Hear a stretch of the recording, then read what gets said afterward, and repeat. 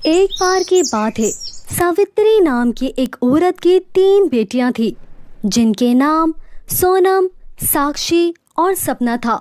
वो दिखने में बहुत ज़्यादा सुंदर थी, मगर इनके सर पर बाल नहीं थे।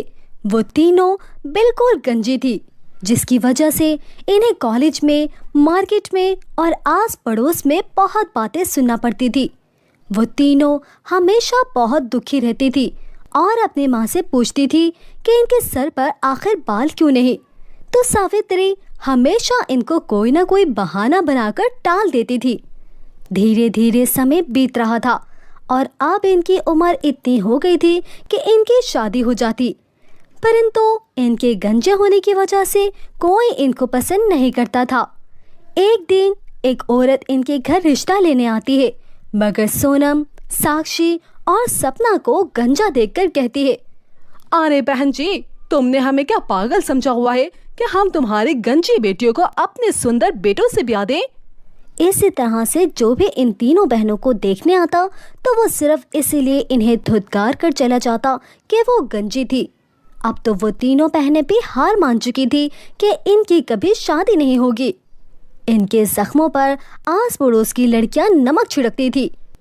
अरे दोस्तों, देखो तो हमारे मोहल्ले की तीनों गंजी लड़कियां आ रही हैं। इन बेचारियों को आज भी लड़के वाले नापसंद करके चले गए। भला ऐसी लड़कियों से कौन शादी करना चाहेगा? वैसे मैं तो सोच रही थी कि इनके तो पैसे भी बचाते होंगे, ना शैम्पू की टेंशन, ना ही तेल की फिक्र और ना कोई हेयर स्टाइल बनाने की झंझट होती है। और एक हमें देखो, नहाने से पहले 100 बार सोचना पड़ता है और फिर हेयर स्टाइल बनाने की फिक्र अलग होती है। इसी तरह से सभी लड़कियां बेचारे तीनों बहनों का खूब मजाक बनाती है और वो तीनों रोती हुई घर वापस आ जाती है। तभी सबसे बड़ी सोनम अपनी माँ से रोते हुए कहती है, मम्मी, आपके बाल कितने घने और सिल्की हैं और हमारे सर पर एक भी बाल नहीं, हम गंजे हैं। आपको पता है मम्मी, सब हमारा कितना मजाक उड़ाते हैं। कोई भी हमसे दोस्ती करने का तैयार नहीं होता है और शादी तो हमसे कोई नहीं करता। 20 से ज़्यादा लड़कियां हमें इनकार करके चले गए। मम्मी बताओ ना, हमारे सर पर बाल क्यों नहीं है? प्लीज मम्मी, आज बता ही दो। इसकी बात सुनकर इनकी माँ कहती है, अच्छा ठीक है, मैं बताती हूँ। दरअसल मैं एक जादूगरनी हूँ और मेरे पीछे एक दुष्ट चुड़ैल पड़ी हुई है। बेटा, जब तुम तीनों का जन्म हुआ था तो तुम सब गंजी नहीं थी, बल्कि तुम्हारे बाल इतने खूबसूरत थे कि ऐसे सुंदर बाल पूरी दुनिया में नहीं थे। सोनम, तुम्हारे बाल जादुई सोने के रंग के थे और साक्षी, तुम्हारे जादुई चांदी के बाल थे और सपना, तुम्हारे तो जादुई हीरे के बाल थे।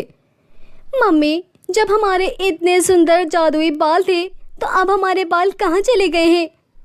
बेटा, उस दुष्ट चुड़ैल को पता चल गया था कि तुम तीनों के बाल जादुई हैं। वो तुम तीनों को हासिल करना चाहती थी ताकि वो इस पूरी दुनिया पर राज कर सके। इसीलिए मैंने तुम लोगों की जान बचाने की खातिर तुम्हारे जादुई बालों की बलि चढ़ा दी और तुम तीनों को हमेशा हमेशा के लिए गंजा कर दिया। इसके बाद तब से लेकर अब तक मैंने अपनी जादुई शक्तियों का इस्तेमाल नहीं किया है और तुम तीनों को लेकर इस दुनिया में आ गई हूँ। तीनों बहनों को अपने हसीन बालों का सुनकर बहुत रोना आता है और वह अपनी माँ के साथ मिलकर फूट फूट कर रोती है। ऐसे ही कुछ दिन बीत जाते हैं और सावित्री के पास एक बूढ़ी औरत आती है। वो इससे कहती है, मैंने सुना है कि तुम अपनी बेटियों की शादी करना चाहती हो, मगर इनके गंजे होने की वजह से इनकी शादी नहीं हो पा रही। अरे, सुंदरता तो दिल की होनी चाहिए। तुम खुद भी बहुत अच्छी हो, सबकी मदद करती हो, यकीनन तुम्हारी बेटियां भी अच्छी होंगी। मुझे अपने लिए एक सुरक्षित बहू चाहिए जो मेरे घर को स्वर्ग बना दे। आजकल की बहुएं तो आते ही घर में आफत मचा देती हैं। क्या तुम अपनी बेटियों की शादी मेरे बेटों से करोगी? मुझे तुम्हारी बेटियां बहुत पसंद हैं। क्यों नहीं अम्मा जी, आपने तो मेरी सभी मुश्किलों को हल कर दिया है। आपका बहुत बहुत धन्यवाद। अब अच्छा सा मुहूर्त निकालकर अपने बच्चे की शादी कर देते हैं।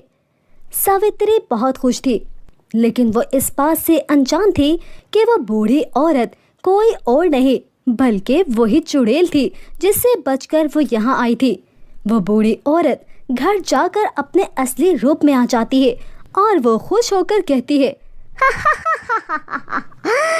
बेवकूफ सावित्री, मैंने तुझे इतने साल के बाद भी पहचान लिया, मगर तू मुझे पहचान नहीं सकी। तूने अपनी बेटियों के जादुई बाल गायब कर दिए थे ना, लेकिन अब मैं अपने शैतान बेटों से इनकी शादी करवाऊंगी तो इनके जादुई बाल फिर से वापस आ जाएंगे। फिर मैं इनके जादुई बालों की मदद से इस दुनिया पर राज करूंगी। वही दूसरी तरफ सावित्री और इसकी तीनों बेटियां बहुत ज्यादा खुश थी। शादी की तैयारियां जोरों शोर से जारी थी। एक दिन सावित्री अपनी तीनों बेटियों के साथ शादी की शॉपिंग करने मॉल जाती है।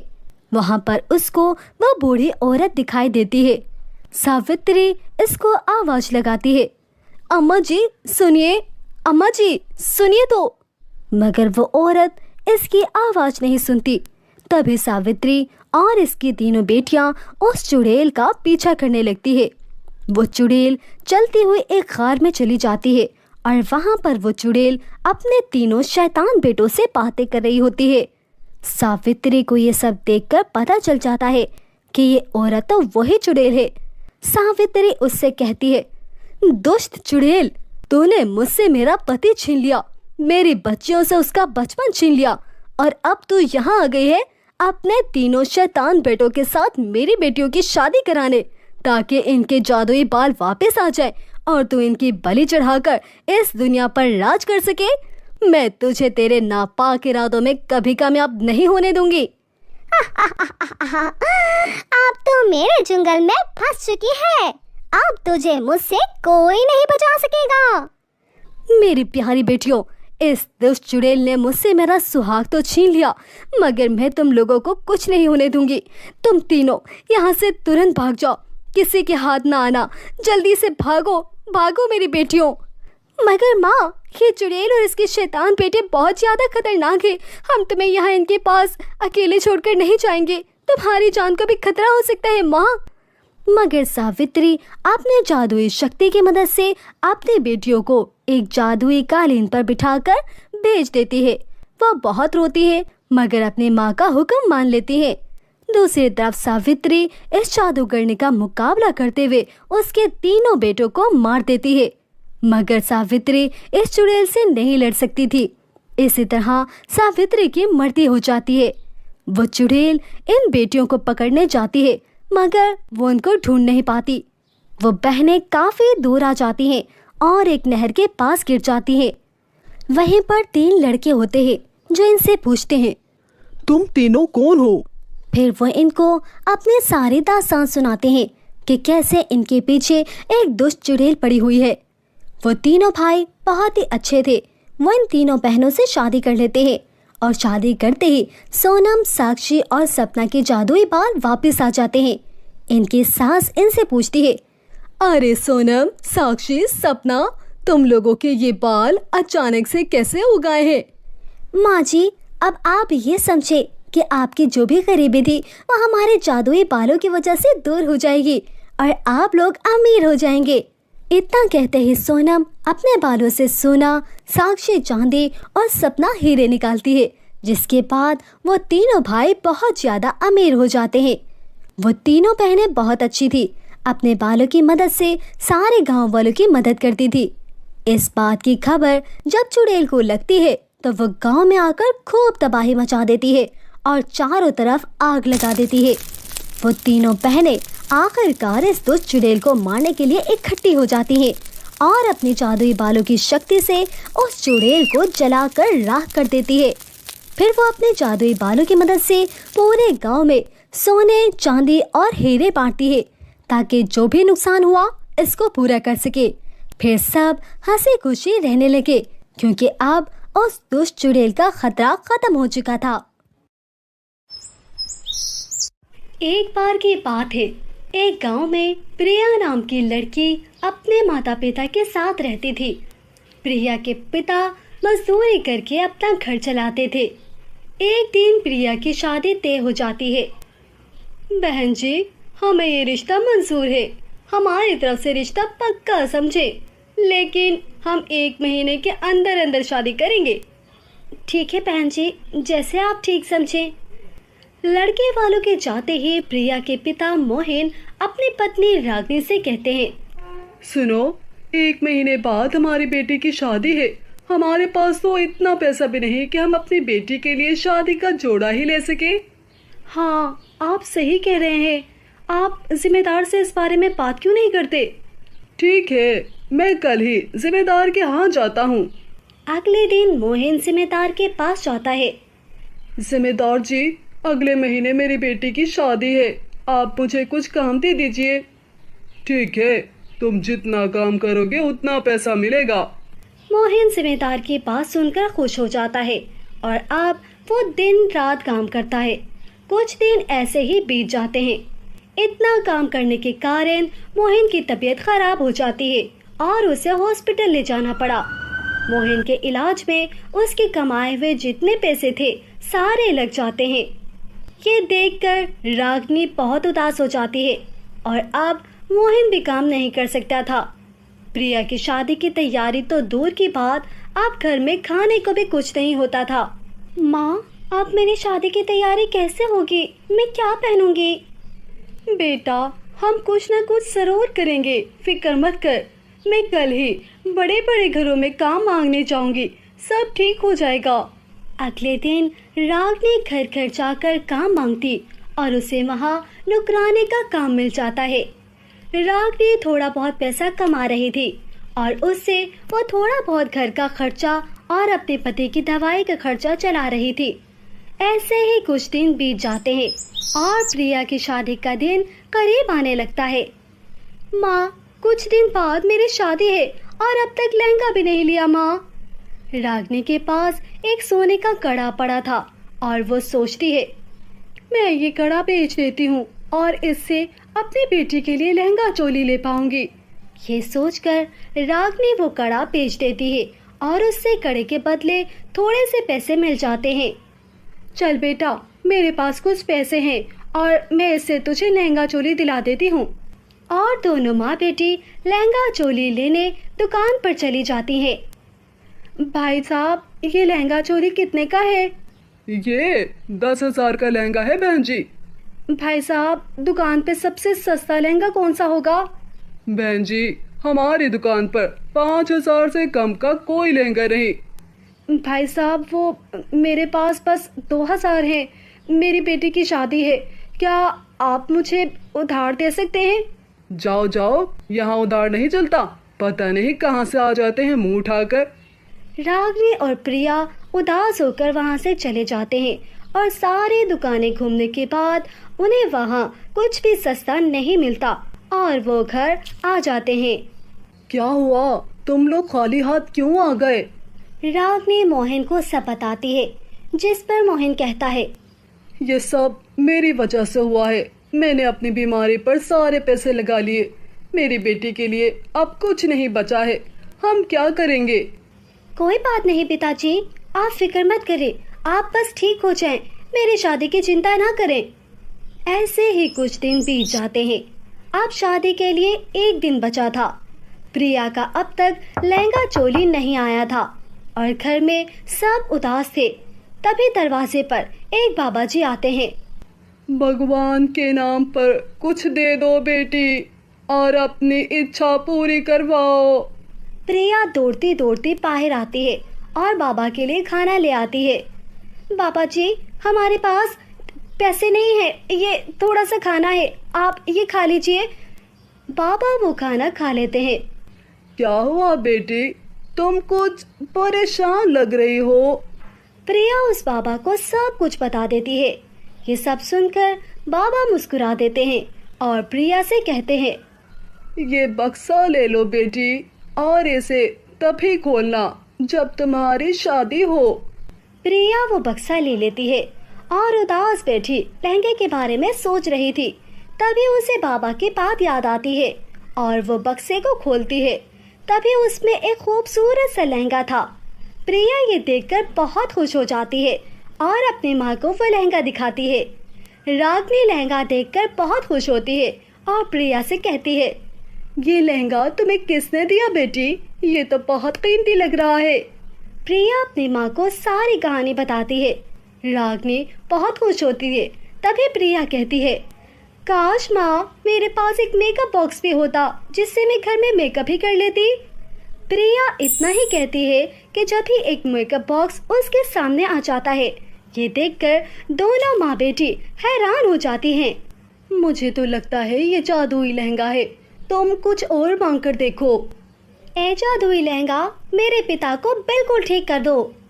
प्रिया इतना ही कहती है कि उसके पिता ठीक होकर उसके पास चले आते हैं और सारी कहानी सुनकर खुश हो जाते हैं। ऐसे ही शादी का दिन आ गया। प्रिया लहंगा पहनकर आ जाती है। तभी लड़के की माँ कहती है, देखिए रागनी बहन, हमारे ज्यादा कोई डिमांड नहीं। अब हमें ना कुछ नहीं चाहिए, बस आपको हमें 5 लाख रुपए देने होंगे जो आपकी बेटी के ही काम आएंगे।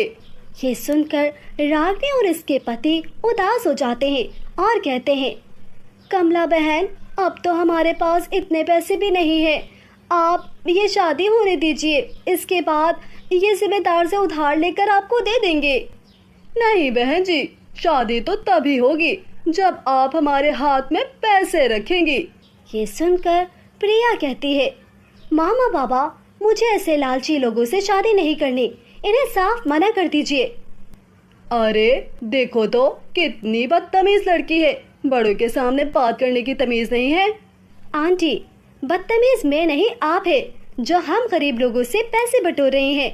आप लोग फौरन यहाँ से चले जाओ, इतनी बेइज्जती काफी नहीं है या कुछ और करूं? ऐसा सुनकर लड़के वाले वहाँ से चले जाते हैं। प्रिया बेटी, ये तुमने क्या करा? अब तुम्हारी शादी कैसे होगी? बाबा, आप चिंता मत करें, मुझे अब शादी नहीं करनी। मैं पढ़ लिख कर आपका नाम रोशन करूंगी। ऐसे ही समय बीत गया और प्रिया जादुई लहंगे की मदद से अपनी पढ़ाई पूरी कर लेती है और एक अफसर बन जाती है। और एक दिन वही बाबा जिसने प्रिया को जादुई लहंगा दिया था, अपना बेटे का रिश्ता लेकर प्रिया के घर आता है। प्रिया को पहले ही नजर में उनके बेटे से प्यार हो जाता है और उनकी शादी हो जाती है। अब प्रिया हंसी खुशी अपना जीवन गुजारती है। बहुत समय पहले की बात है। एक हीरापुर नाम का गांव था। उसी गांव में रानी नाम की एक लड़की अपने माता पिता के साथ बड़ी ही हाव भाव से रहती थी। जैसा कि उसका नाम रानी था, वो गरीब होने के बावजूद रानी की तरह ही रहती थी और अपने अमीर होने का दिखावा करती थी। रानी बहुत ज्यादा खूबसूरत थी और वो हमेशा अपने बनाव सिंगार में लगी रहती थी। रानी की सहेलियां भी रानी की खूबसूरती से जलती थी। रानी अपने गोरे रंग का बहुत ख्याल रखती थी। सब कुछ होते हुए भी रानी में कुछ खामियां थी। वो अपने माता पिता की बात बिल्कुल नहीं मानती थी और उसे दूसरे लोगों से अपना काम करवाने में बहुत मजा आता। रानी की माँ संगीता रानी का बहुत ख्याल रखती थी, लेकिन कहीं ना कहीं रानी बहुत घुमंडी हो गई थी और वो अपनी माँ से ठीक तरह से बात नहीं करती थी। रानी के पिता सुनील अपने पिता के खेतों में काम किया करते थे।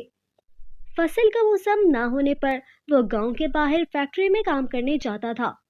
कम पैसों की वजह से वो रानी की बड़ी बड़ी ख्वाहिशें पूरी नहीं कर सकते थे, जिसकी वजह से रानी बहुत नाराज हो जाती।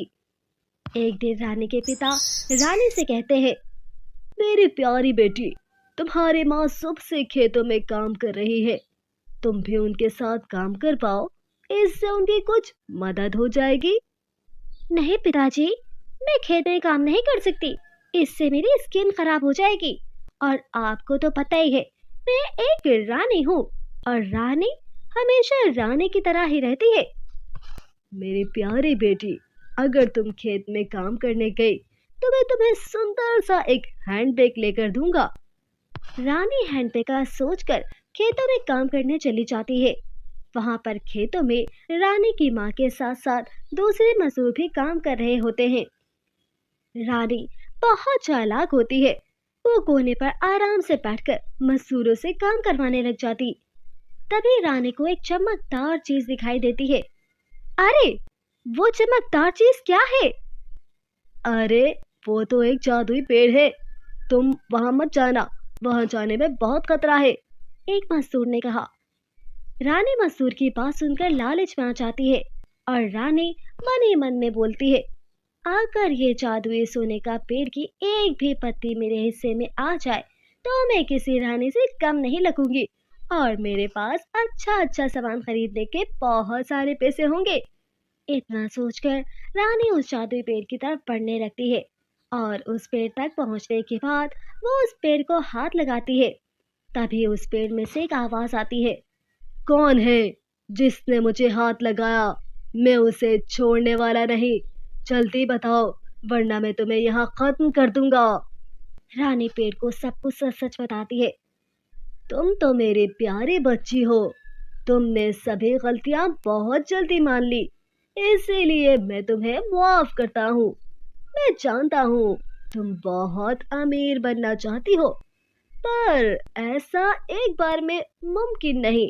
पर तुम चाहो तो रोजाना इस पेड़ से एक पत्ती लेकर जा सकती हो, पर याद रखना पत्ती लेते वक्त तुम मुझे डिस्टर्ब नहीं करना और चुपचाप एक पत्ती रोजाना ले जाना। रानी पेड़ का कहना मानते हुए उस पेड़ की एक पत्ती ले लिया करती। रानी बहुत खुश थी कि जल्द ही वो एक अमीर लड़की बनने वाली है और इस तरह रानी रोजाना उस पेड़ से एक पत्ती ले आया करती। पर रानी इस एक ही पत्ती से ज्यादा अमीर नहीं हो पा रही थी और एक दिन उसके मन में लालच आ जाता है और रानी सोचती है, अरे, पेड़ की आंखें तो बंद है और इतने दिनों से मैं तो रोजाना एक सोने की पत्ती लेकर जा रही हूँ जिससे मैं बहुत ज्यादा अमीर नहीं हो रही। क्यों ना आज मैं 2 या 3 सोने की पत्ती ले लूं, ऐसा तो मैं जल्दी अमीर हो जाऊंगी और रानी वाली जिंदगी गुजारूंगी। इतना सोचकर रानी 3 सोने की पत्ती ले लेती है और अपने घर आ जाती है। पेड़ अपनी जादुई शक्तियों से सब कुछ देख रहा होता है और रानी की इस हरकत से उसे बहुत गुस्सा आता और उसे दुनिया की सबसे काली लड़की में बदलने का श्राप दे देता। यहाँ रानी घर में मेकअप कर रही होती है, तभी वो दुनिया की सबसे बदसूरत लड़की में बदल जाती है। रानी अपना ये बदला हुआ रूप देखकर हैरान हो जाती है और जोर जोर से रोने लगती है। मम्मी, पापा, ये देखो मेरे साथ क्या हो गया। मैं दुनिया की सबसे खूबसूरत लड़की थी और अब देखो मैं दुनिया की सबसे बदसूरत लड़की बन गई हूँ। कोई है मेरी मदद करे, मुझे पहले जैसा कर दे। रानी के माता पिता जब उसे इस हालत में देखते हैं तो उन्हें रानी पर बहुत दया आती है। रानी बेटी, तुम रोजाना उस जादुई पेड़ के पास जाती हो और कभी ऐसा नहीं हुआ, पर आज तुम इतनी काली कैसे हो गई? फिर रानी अपनी माँ को सब सच सच बता देती है कि किस तरह वो जल्दी अमीर बनने के लालच में वहां से 3 सोने की पत्ती इकट्ठा तोड़ लाई, जिसकी वजह से उसका ये हाल हो गया। प्यारी बेटी, अब तुम्हें पहले जैसा करने के लिए हमें दोबारा उस पेड़ के पास जाना होगा, वही तुम्हारी मदद कर सकता है। चलो, हम जाकर उस पेड़ से मदद मांगते हैं और तुम उससे मुआफी मांग लेना। रानी ऐसा ही करती है और अपना चेहरा ढक कर उस पेड़ से माफी मांगती है।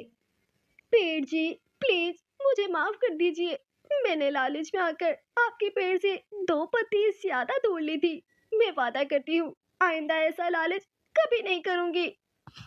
वो सब तो ठीक है बेटी, पर जो सजा मैं तुम्हें दे चुका हूँ वो बदल नहीं सकती।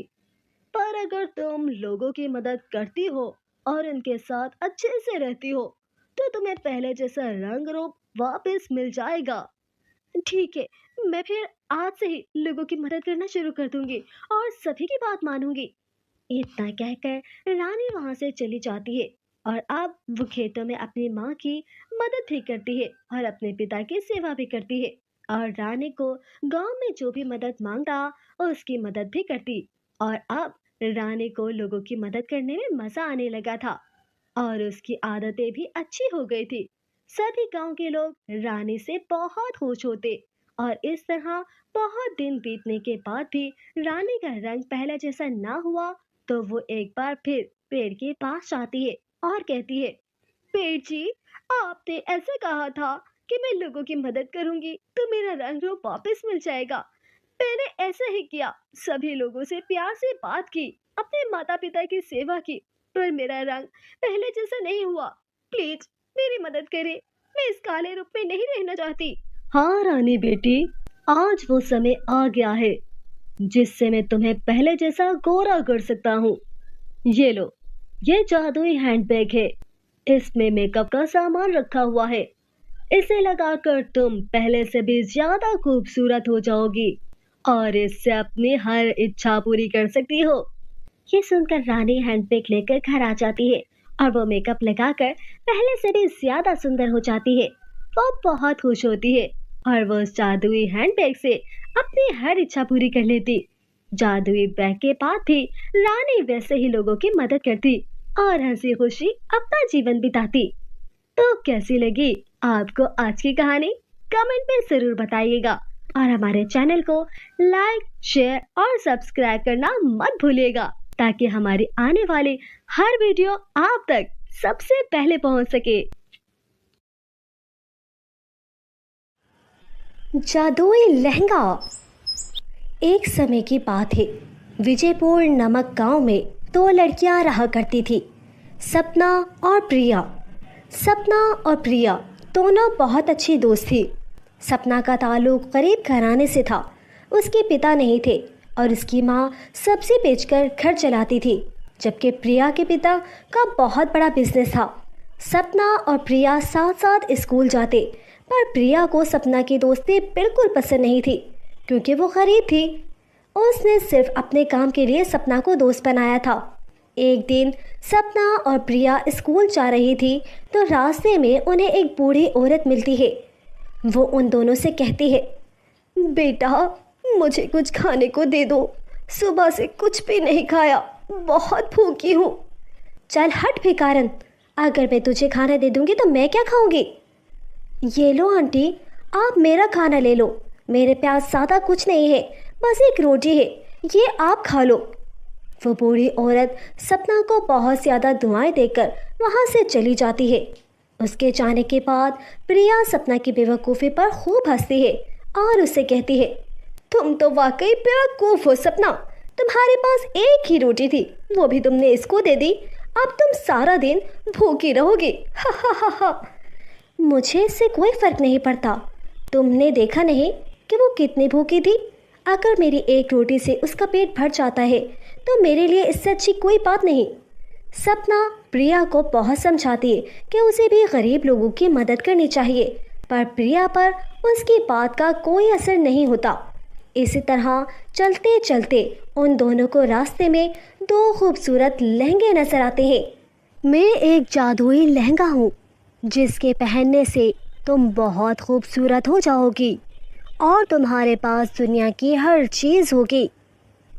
मैं भी एक जादुई लहंगा हूँ, पर मुझे पहनने से तुम्हें धन दौलत नहीं मिलेगी, बल्कि जिसने हमें बनाया उनकी तबीयत बहुत ज़्यादा ख़राब है और इसे पहनने से तुम उनकी जान बचा सकती हो। अब तुम दोनों पर है कि तुम दोनों कौन सा लहंगा पहनती हो। प्रिया ने झट से पहले वाला लहंगा पहन लिया जिसमें बहुत सारी धन दौलत थी, जबकि सपना को लोगों की मदद करने का बहुत शौक था और उसने दूसरा लहंगा पहन लिया। जैसे ही दोनों ने लहंगे पहने, प्रिया का रंग बदसूरत हो गया और उसका रूप फटा पुराने कपड़े में बदल गया, जबकि सपना बहुत ज़्यादा खूबसूरत और मालदार लगने लग गई। ये देखकर दोनों हैरान हो जाती हैं और जादुई लहंगे से आवाज़ आती है, हम तुम्हारी परीक्षा ले रहे थे सपना, तुम इस परीक्षा में कामयाब हुई। अब तुम्हारे पास बहुत ज़्यादा धन दौलत हो गई और प्रिया तुम एक खुद परस्त लड़की हो, इसीलिए अब तुम सारी ज़िंदगी इसी होलिये में रहोगी। राजनपुर गांव से कुछ फासले पर गरीब लोगों की झुग्गी थी। वहां पर लोग हद से ज़्यादा गरीब थे और कुछ ना कुछ छोटा मोटा काम करके अपना पेट पाल रहे थे। वहीं पर प्रीति नाम की एक इंतहाई गरीब लड़की भी रहती थी। प्रीति की तरह राजनपुर की बाकी लड़कियां भी बहुत गरीब थी। गुर्बत की वजह से वो बच्चियां ना तो कभी स्कूल जाकर पढ़ लिख सकी थी और ना ही कभी किसी खेल में हिस्सा लेती थी। गांव के ये लोग किसी तरह छोटे मोटे काम करके कुछ पैसे कमाते और अपना गुजारा करते थे। एक दिन प्रीति अपने घर चारपाई पर बैठी सोच रही होती है, क्या करूं, कुछ दिनों से कोई भी कमाई नहीं हुई। इसी वक्त प्रीति की सहेली आरती वहां आ जाती है और इससे कहने लगती है, प्रीति, इतने दिन हो गए हमें कोई भी काम नहीं मिला, अब क्या होगा। हमें तो लोग कोई छोटा मोटा काम भी नहीं देते कि कुछ दिहाड़ी ही हाथ आ जाए। पता नहीं हम लोगों की किस्मत में क्या लिखा है। जब से पैदा हुई हूँ बस हर तरफ गरीबी ही दिखाई दी है। ना तो अच्छी तालीम मिली और ना ही ज़रूरत की कोई चीज़ मिली। पैदा होते ही हमारे माँ बाप ने हमें लोगों के आगे भीख मांगने पर लगा दिया। अब तो लगता है शादी के बाद भी हमारी ज़िंदगी ऐसे ही गुजरेगी।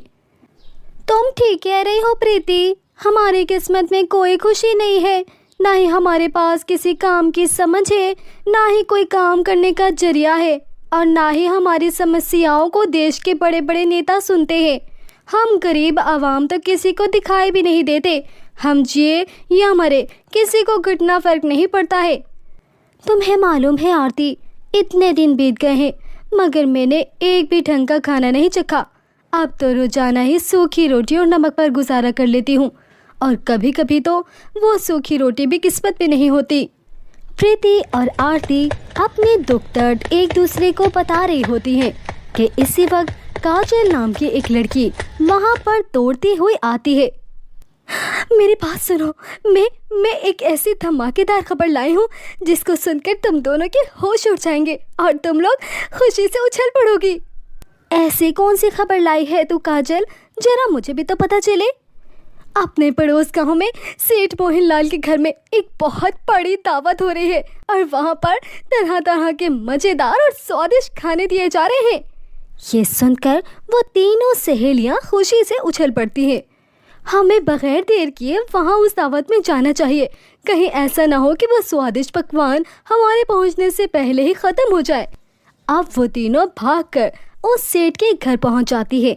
सेठ के घर तो तरह तरह के खाने परोसे जा रहे थे। इस खाने की खुशबू से इन लड़कियों के मुंह में पानी आ गया। ये खुशबू तो बहुत मज़े की है, चलो जल्दी से खाते हैं। वो खाना अपने प्लेटों में डाल रही होती है कि इतने में एक औरत इनके पास आती है। इन भिखारी लड़कियों को अंदर किसने आने दिया? इन्होंने तो सारा खाना ही गंदा कर दिया है। अरे मैं कहती हूँ ये अंदर कैसे घुसकर आई हैं? किसी ने इन्हें रोका क्यों नहीं? इस औरत के इतना बोलते ही सब लोग इसके इर्द गिर्द इकट्ठे हो जाते हैं और सभी लोग इन्हें घूरने लगते हैं। इतने में वहाँ पर सेठ मोहन लाल की पत्नी आ जाती है और गुस्से से कहने लगती है, तुम भिखारियों की इतनी जुर्रत कि मेरे घर के इस दावत में बगैर इजाज़त आ जाओ? हाँ, तुम्हें अंदर किसने आने दिया? हम माफ़ी चाहते हैं मगर हमने काफ़ी दिनों से एक भी अच्छा खाना नहीं चखा। जब हमें इस घर में दावत का पता चला तो भूख हमें खुद ब खुद यहाँ ले आए। हमें माफ़ कर दीजिए। मगर प्रीति की किसी भी बात पर वो बिल्कुल यकीन नहीं करती और ना ही इन पर इनको दया आती है। वो सभी औरतें कहने लगती है, आप तुम तीनों को यहाँ चोरी छुपे आकर खाना खाने की सज़ा मिलेगी। तुम सब ने यहाँ आकर हमारी इतनी अच्छी पार्टी खराब कर दी है और हमारे मेहमानों को इतनी परेशानी हुई। इस पर अब तुम लोगों को ज़रूर सज़ा मिलेगी। हम तुम्हें ऐसे नहीं छोड़ेंगे। अरे इन जैसी गरीब लड़कियों को चोरी छुपे आकर खाना खाने की सज़ा ज़रूर मिलनी चाहिए ताकि फिर कोई गरीब और भिखारी बिना इजाज़त यहाँ आने की जुर्रत ना कर सके। इनको सुधारने के लिए हमें इन्हें बांधकर खूब मारना चाहिए ताकि इनको अच्छी तरह सबक मिले। अब वो सभी औरतें इन तीनों को बांधकर इन गरीब लड़कियों को बहुत मारती हैं। हमें मत मारे, प्लीज़ हमें मत मारे, हमें छोड़ दें। हम यहाँ दोबारा कभी नहीं आएंगे, हमें मत मारे। अब ये कभी दोबारा ऐसी हरकत नहीं करेंगे। चल भाग यहाँ से। प्रीति और इसकी सहेलियां वहां से रोते हुए चली जाती है। इन अमीरों से तो हम गरीब ही अच्छे हैं, जो एक रोटी भी मिलकर बांट कर खाते हैं, जबकि ये इतना खाना ज़ाया कर देते हैं। अगर हम इतने बहुत सारे खाने से थोड़ा सा ले लेते हैं तो ये हमारा ये हाल कर देते हैं। अब मैं कभी भी इनकी दावत में नहीं जाऊंगी। इसके बाद वो तीनों लड़कियां अपने अपने घर चली जाती हैं। अगले दिन प्रीति अपनी सहेलियों को कहती है, चलो जंगल में सूखी लकड़ियां काटने जाते हैं ताकि इनको करीबी शहर में जाकर बेच दें और कुछ पैसे कमा सके। हाँ चलो चलते हैं। अब वो जंगल में दाखिल हो जाते हैं कि प्रीति की नज़र एक सूखे पेड़ पर पड़ती है। अरे वो देखो, वहाँ एक सूखा पेड़ है, आओ चलो इस दरख्त को काटते हैं। इतने में इनको किसी की आवाज़ आती है, बचाओ बचाओ, कोई है, मुझे बचाओ। वो इस आवाज़ का पीछा करती हैं। जब वो आवाज़ के करीब जाती हैं तो वहाँ पर देखती हैं कि दो दुष्ट जादूगरनियों ने एक प्यारी सी परी को पिंजरे में बंद किया होता है और वो इसे अपने साथ ले जाना चाह रही होती है। बचाओ, ये जादूगरनी मुझे जबरदस्ती कैद करके ले जा रही है, कोई तो बचाओ मुझे। हा हा हा हा हा हा, जितना चिल्लाना है चिल्लाओ, यहाँ इस जंगल में तुम्हें कोई बचाने नहीं आएगा, चुपचाप हमारे साथ चलो। प्रीति और इसकी सहेलियों को उस मासूम परी पर दया आ जाती है। हमें इस परी को बचाना चाहिए, इसकी जिंदगी खतरे में है, हमें कुछ करना चाहिए। तभी वो तीनों अपनी अपनी कुल्हाड़ियों से इन जादूगरनियों पर हमला कर देती हैं और इनकी खूब पिटाई करती हैं। आ, तुम लोग कौन हो और हमें क्यों मार रही हो? हमें छोड़ दो, मत मारो हमें, छोड़ो। हम इस मासूम परी को तुम लोगों के चुंगल से बचाने आए हैं, तुम लोग यहाँ से चले जाओ वरना हम लोग तुम्हें मार मार कर खत्म कर देंगे। हम चले जाएंगे, हमें मत मारो, हम अभी जा रहे हैं, रुक जाओ, हमें मत मारो, हम जा रहे हैं। इसके बाद वो जादूगरनियां डर के मारे परी की जादुई छड़ी इनको देकर दुम दबाकर भाग जाती हैं। प्रीति पिंजरा खोलकर उस परी को आजाद कर देती है। परी जी, आप ठीक तो है ना? ये लीजिए आपकी जादुई छड़ी। मेरी जान बचाने के लिए तुम लोगों को मैं दिल से धन्यवाद कहती हूँ। अगर तुम ना होती तो ये जादूगरनियां मुझे अपने साथ कैद करके ले जाती। अरे हमारे होते हुए आपको कोई नुकसान नहीं पहुँचा सकता था परी जी। अब आपके पास आपकी अपनी जादुई छड़ी है, अब आप अपने परीलोक जा सकती हैं। अरे ऐसे कैसे? तुम तीनों बहादुर लड़कियों ने मेरी जान बचाई है। अब मुझे बताओ कि तुम लोगों को इसके बदले क्या चाहिए? हम सब बहुत गरीब हैं परी जी, क्या आप अपनी जादुई छड़ी से राजनपुर गांव वालों की गरीबी ख़त्म कर सकती हैं? देखो अच्छी लड़कियों, गरीबी तो मेहनत से ख़त्म होती है, परंतु मैं तुम्हें कुछ और चीज़ें दे सकती हूँ। इतना कहकर परी अपनी जादुई छड़ी घुमाती है। ये देखो, ये जादुई फ्रॉक, जादुई सैंडल और जादुई चूड़ियाँ हैं। लेकिन हम इनका क्या करेंगे? इनसे हम अपनी गरीबी कैसे ख़त्म करेंगे? अपना पेट कैसे भरेंगे? इन जादुई चीज़ों से तुम लोग जितने चाहे फ्रॉक, चूड़ियाँ और सैंडल हासिल कर सकती हो। फिर तुम इनको शहर ले जाकर बेच देना और उससे खूब पैसे कमाना। इतना कहकर परी गायब हो जाती है और ये तीनों सहेलियां खुशी खुशी जादुई फ्रॉक, सैंडल और चूड़ियाँ लेकर घर आ जाती है और इन जादुई फ्रॉक, चूड़ियों और सैंडल से काफ़ी सारे खूबसूरत फ्रॉक, चूड़ियाँ और सैंडल मंगवा लेती हैं और अगले ही दिन बाजार जाकर ये खूबसूरत फ्रॉक, सैंडल और चूड़ियाँ बेचती है। इनके फ्रॉक, चूड़ियाँ और सैंडल इतने खूबसूरत होते हैं कि फ़ौरन हाथों हाथ बिक जाते हैं और इनके पास ढेर सारे पैसे आ जाते हैं, जिससे ये अपने खाने पीने और दूसरी ज़रूरत का सामान खरीद लेते हैं। इस तरह धीरे धीरे इनके पास बहुत पैसे जमा हो जाते हैं। फिर ये इन पैसों से शहर में होलसेल की बड़ी सी दुकान खोल लेते हैं, जहाँ ये लोग बहुत ही सस्ते दामों फ्रॉक, सैंडल और चूड़ियाँ बेचने लगती हैं और ये लोग गांव के सभी लोगों को काम भी देते हैं और अपने गांव में स्कूल, अस्पताल, खेलने का मैदान और सब कुछ बनाते हैं। अब इनकी गरीबी हमेशा के लिए खत्म हो जाती है और ये